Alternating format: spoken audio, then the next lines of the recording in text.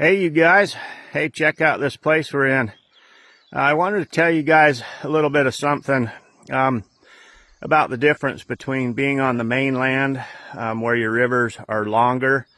In Alaska, a lot of them are subject to having glacier water or huge mountain ranges and just a longer water system. But one tragedy about Southeast Alaska when you're on an island, you guys, I don't know if you can see this, but can you see the pea gravel down there and the small pebble stones down there? Well, what will happen, guys, and one reason some of the islands of Alaska don't get the huge runs of salmon that your mainland does is all of your rivers are really dependent on rainfall, you guys. And so these rivers, like this river that I'm on, if we don't have rain for 2 or 3 more days, this water will drop way out to the end of the pea gravel.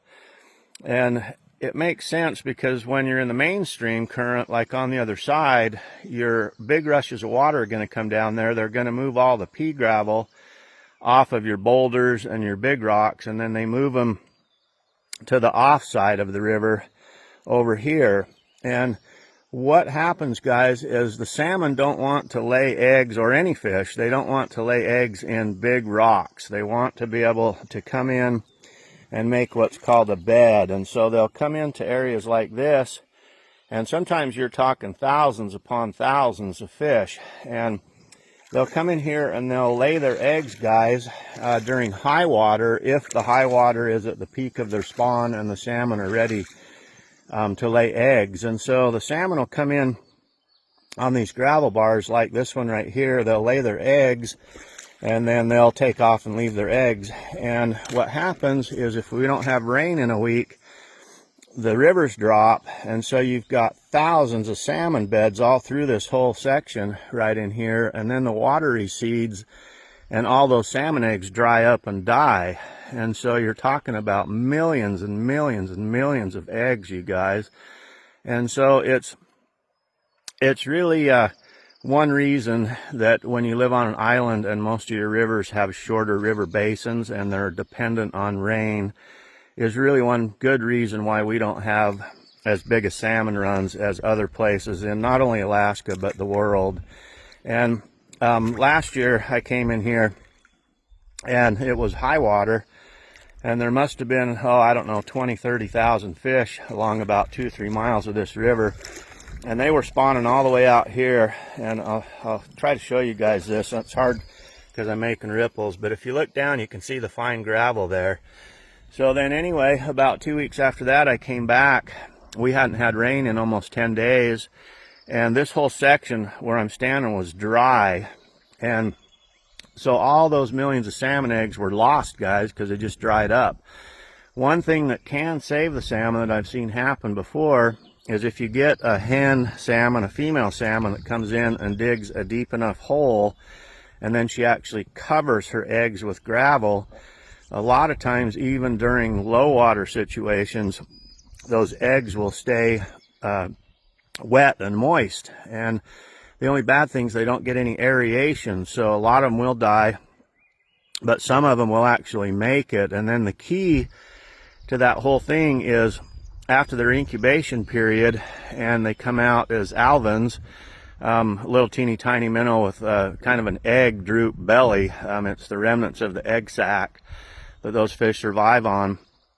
Well, if we do have high water during that time and those little babies hatch, then they could survive. And I've seen that happen to where the rivers come up, the little babies hatch, and then a lot of times there'll be crevices that the little babies can't get out of. So you need pretty good high water so that those little fry or smolt can move out of those little crevices and get back into the main current of the river and then head down to the ocean.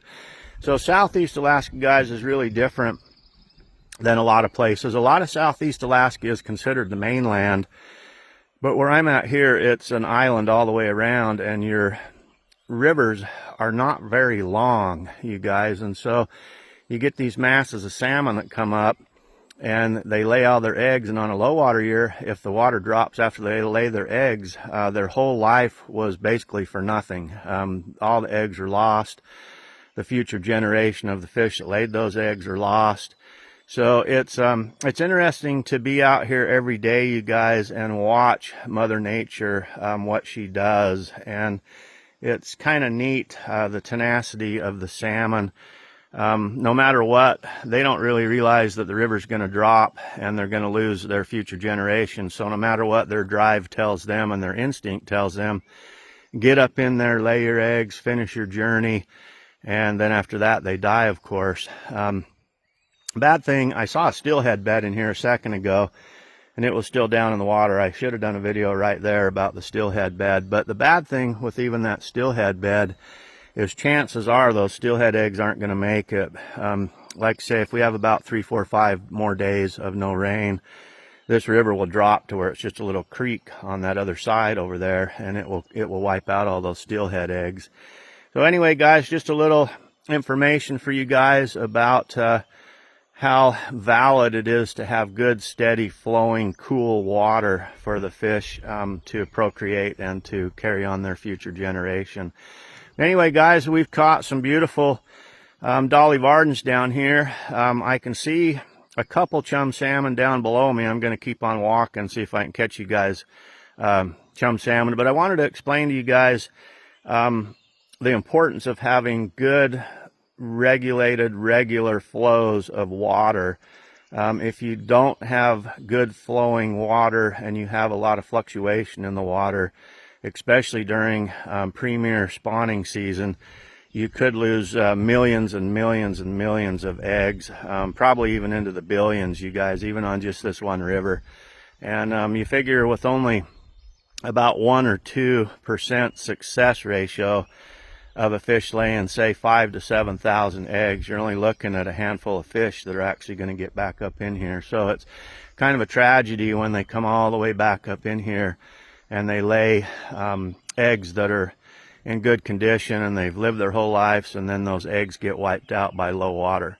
Well, anyway, I hope that was some good information for you guys. I'm going to keep on fishing. It's really weird not to have Rachel Ray here, and I tell you, I sure miss her. And anyway, I wasn't going to come, but I thought, you know, I got to get out and do something and try to have some fun with you guys and explain a little something here from Southeast Alaska. So anyway, guys, if I hook a chum salmon, I will make a video, you guys, if I can get him close to the bank. But anyway, check out how beautiful that is, guys. I wish you all were here.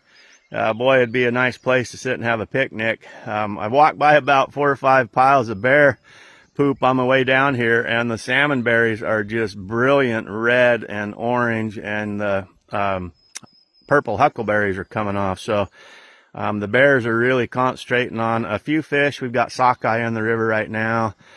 We've got a few chums in the lower river. Our silvers are starting to come in to 2 rivers that I know of.